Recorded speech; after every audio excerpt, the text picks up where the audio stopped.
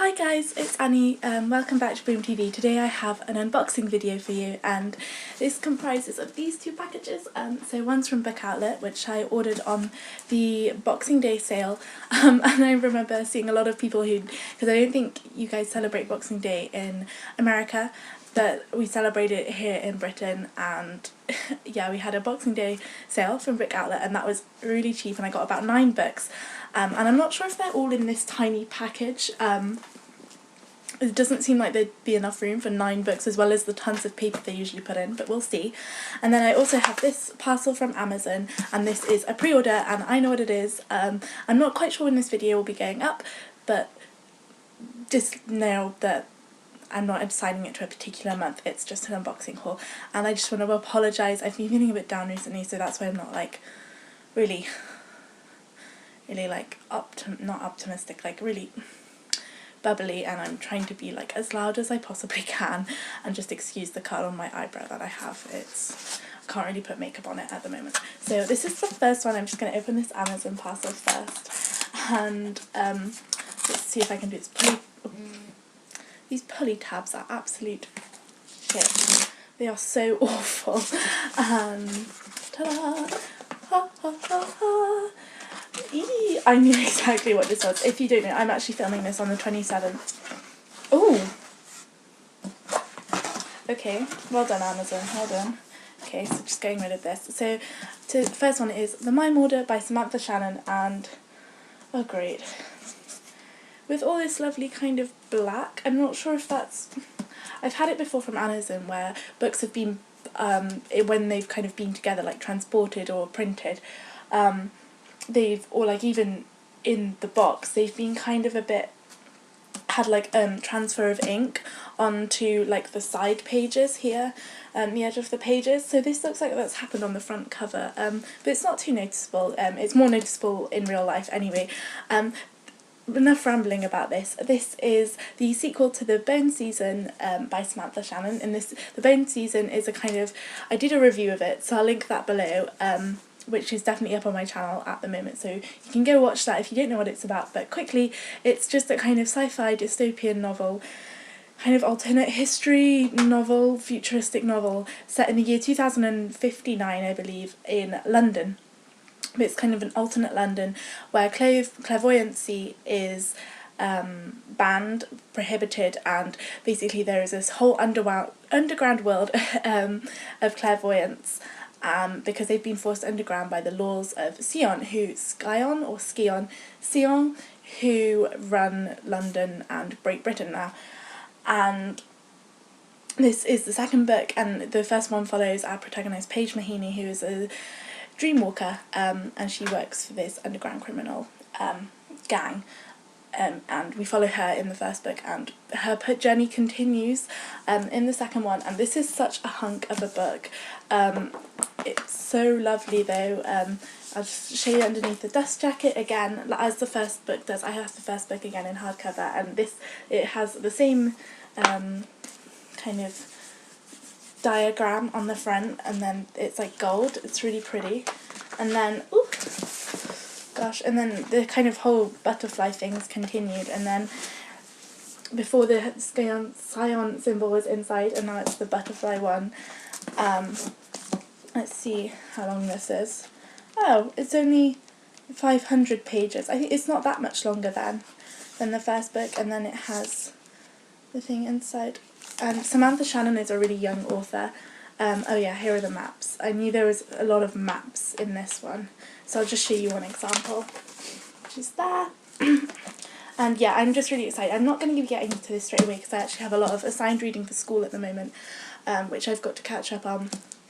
But I'll be definitely reading this really soon, and I just read The Bone Season in December, so it was kind of perfect for me that this came out really soon, because otherwise I would have had to either reread or see if there was a kind of Read Captain's blog post about it. So now on to this one, and I'll just have it like this, and get my scissors, which are pretty rubbish. Ooh. And I'm always so worried with these that I'm going to slice a book's front cover off or something ridiculous like that. This arrived in a massive sack this morning. It was so weird, like this massive blue sack. It'd come from Belgium, so it come from Canada but via Belgium, which is why mine took so long to arrive. Like, this is arrived exactly a month after I ordered these books, because I ordered them on the 27th. And this is what it looks. And I've opened it up. Wait, I'm going to show you guys. And then there's some paper, a lot of paper. Oh, maybe they are all in here. Woohoo! So then I've got my order. Little slip of paper, tells you how much I've read, how much I've bought. And the first book I'm seeing is probably the one that I should get out of the way because it's got a slightly embarrassing cover, and it is The Vincent Boys by Abby Glines. I'm not quite sure. It's a bit bent, but that's expected.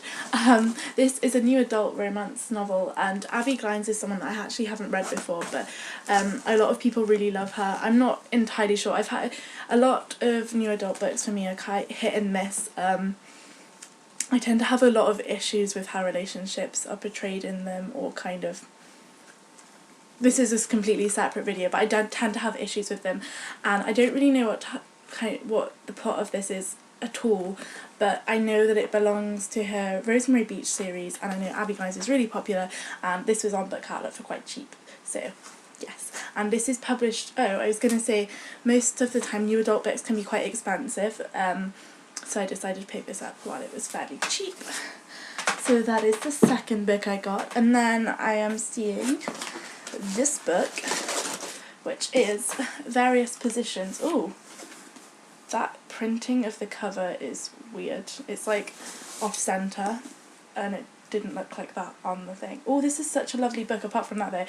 This is Various Positions by Martha Shabas. Shabas? I'm not entirely sure how you pronounce it. And then look at that spine.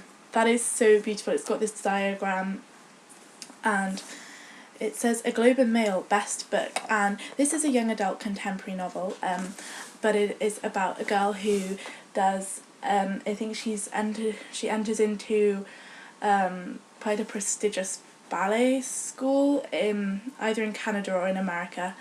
I'm seeing if there's any kind of information on the back, and she then kind of has, I'm not entirely sure if it's a mental breakdown, but she has developed this relationship with one of her teachers, kind of has a bit of echoes of Black Swan, but without the horror aspect. But it kind of reminded me of that, and I have seen that film, and it's a really brilliant film, but it's really horrible. I'd never watch it again. It made me feel so ill.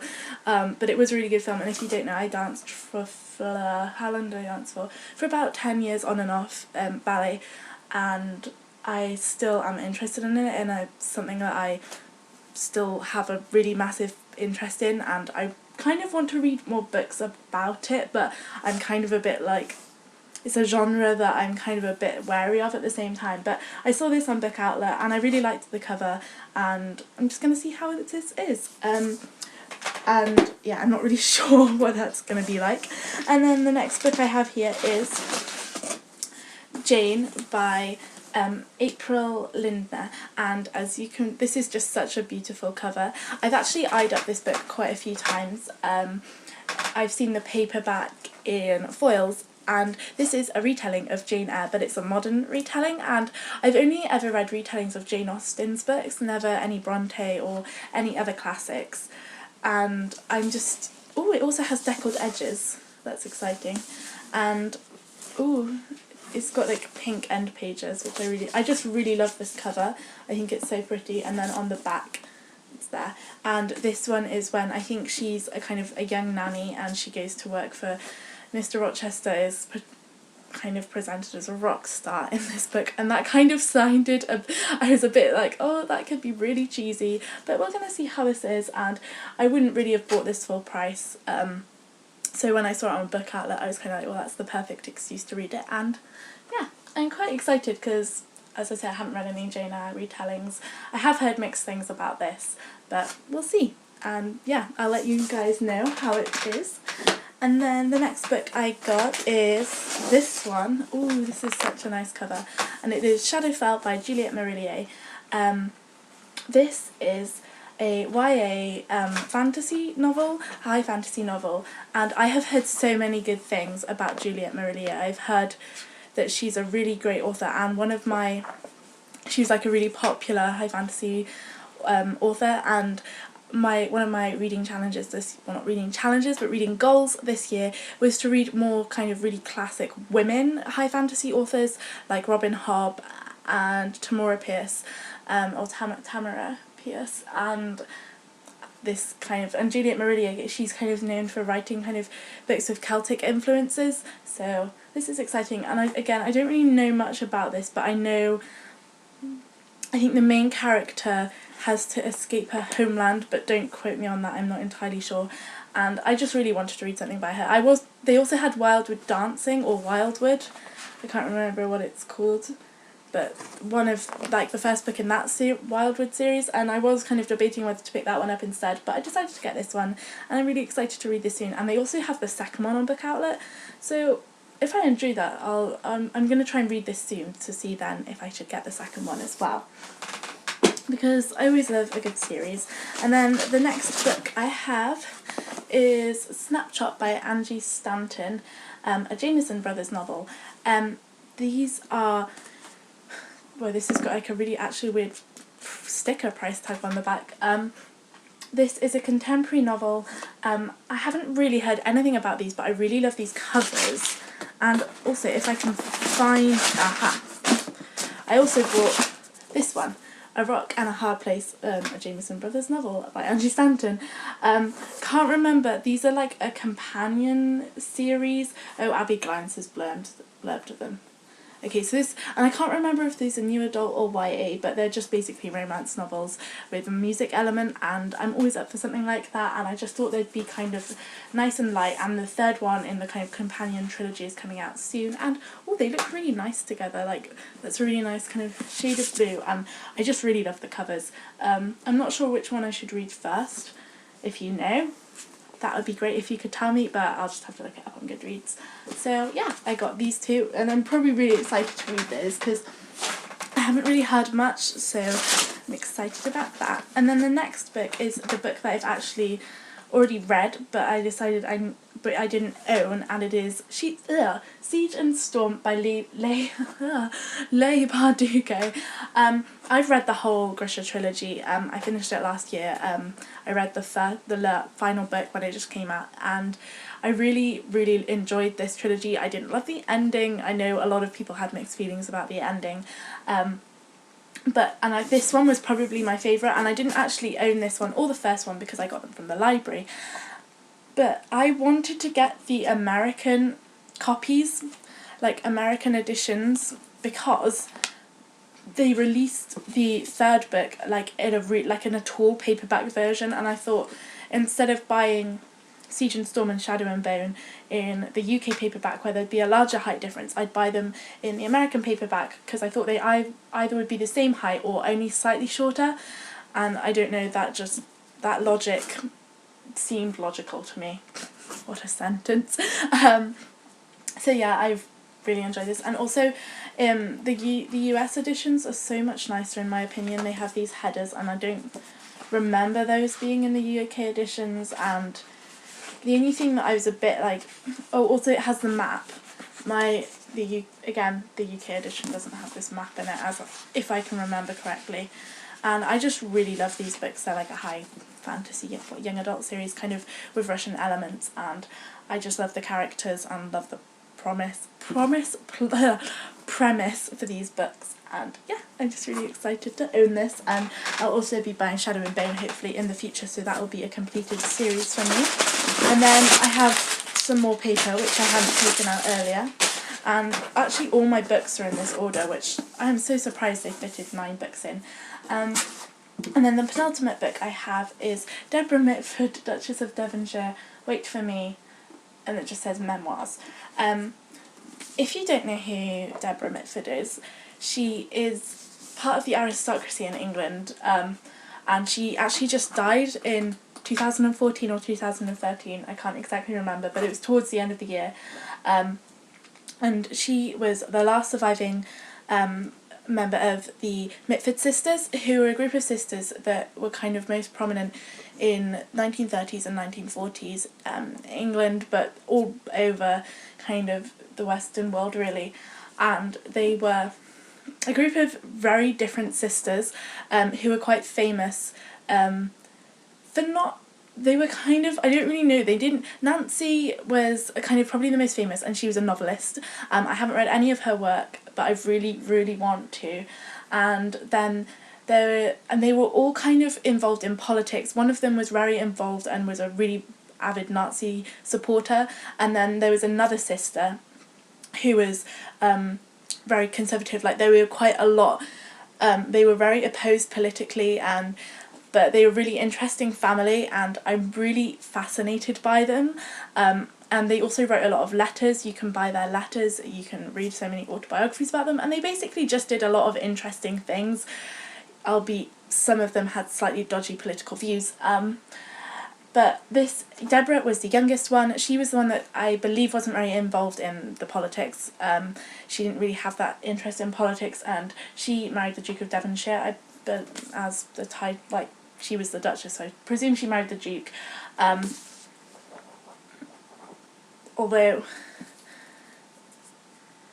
yeah, there were 6 of them, and I haven't actually read anything about, like, actual novels about them, or any of their novels, or the letters, but I saw this on Book Outlet, and I really want to read more non-fiction, and it was Deborah Mitford, so I was like, right, I'm going to read that. And this is such a beautiful cover, and then it's got this amazing pink spine, and I was just so excited to read this, and I'm hopefully going to be reading this soon. It's also got photos in it, so it's got inclusion of, like, all these photos, and yeah, I'm just really excited to read this. And that's enough rambling about the Mitford sisters, to be honest. And then the last book I have here, I can get rid of this box now, is The Arithmetist by Brandon Sanderson. This is the first in his YA series. I really don't know much about this, apart from that it's YA and that Brandon Sanderson wrote it, and I know there's, like, inclusions of drawings and, like, diagrams in there, and it's kind of got, like, this mechanical aspect to it.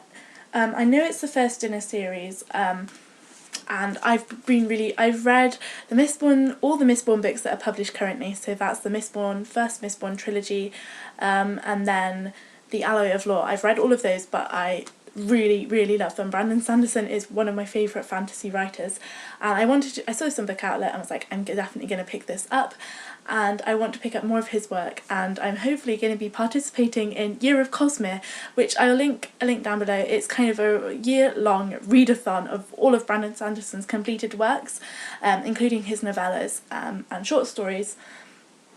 And he has written a lot of books, so it's going to be a year-long read-along for them, and I'll link some information about that down below.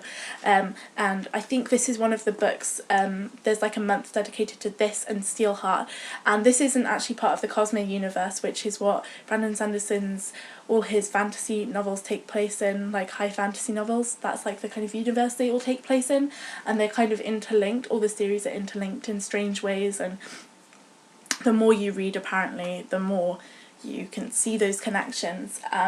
This is, like, I think in June there's like a break month from the Cosmere reads with this and Steelheart, and I'll probably read that before then, but I just found out about that yesterday or the day before and was really excited about it. So yeah, I have this, and yeah, I'm just so excited about all of these books. This video has been so long, I apologise.